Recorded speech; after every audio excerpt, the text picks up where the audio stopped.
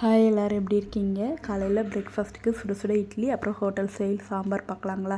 இதுக்கு குக்கரில் 1 கப் துவரம்பருப்பு, 2 தக்காளி சேர்த்து 4 விசில் விட்டு எடுத்துக்கலாம். இதுக்கு ஸ்பெஷல் மசாலா இதை நான் பின்ட்டு கமெண்ட்டில் கொடுக்குற அளவுகள்லாம்.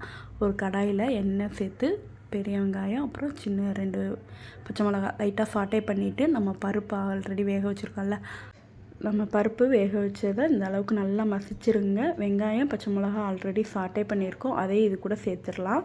சேர்த்துட்டு கொஞ்சமாக மஞ்சள்தூள், உப்பு, நம்ம வறுத்து அரைச்சி வச்சுருக்கோம்ல பவுட்ரு, அதையும் இது கூட சேர்த்துக்கோங்க. அந்த பவுட்ரு தாங்க இதுக்கு ஹீரோ, மிஸ் பண்ணிடாதீங்க.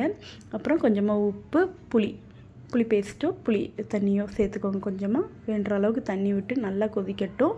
இதுக்கு ஒரு தாளிப்பு பார்த்துடலாமா? எண்ணெய் விட்டு கடுகு, உளுந்த பருப்பு, வரமிளகா, பெருங்காயம், அப்புறம் கருவேப்பிலை சேர்த்து நல்லா பொரிஞ்சதுக்கப்புறம் அந்த சாம்பாரில் சேர்த்துக்கோங்க. இது கூடயே கொஞ்சமாக வெல்லம் சேர்த்துக்கோங்க.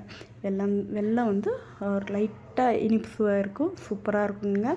மீன்வேல் நான் இட்லி வேக வச்சுட்டேன். நல்லா துணி போட்டு இட்லி வேக வைங்க. இந்த மாதிரி நல்லா சூடாக இருக்கும்.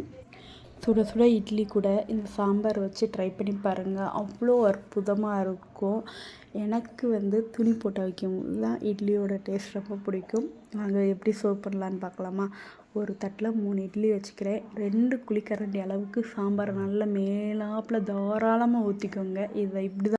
இந்த சாம்பார் இப்படி தாங்க ட்ரை பண்ணி பார்க்கணும். ட்ரை பண்ணி பாருங்கள். 3 இட்லி இல்லைங்க, நீங்கள் 4, 5னே போகும். உங்களுக்கு எந்த ஒரு சட்னியுமே தேவையில்லை. ட்ரை பண்ணி பார்த்துட்டு எனக்கு கமெண்ட் பண்ணி, வீடியோ பிடிச்சிருக்குன்னு தோணுச்சுன்னா லைக் பண்ணுங்கள். நாளைக்கு ஒரு ஷார்ட் வீடியோவில் பார்க்கலாம். பாய்.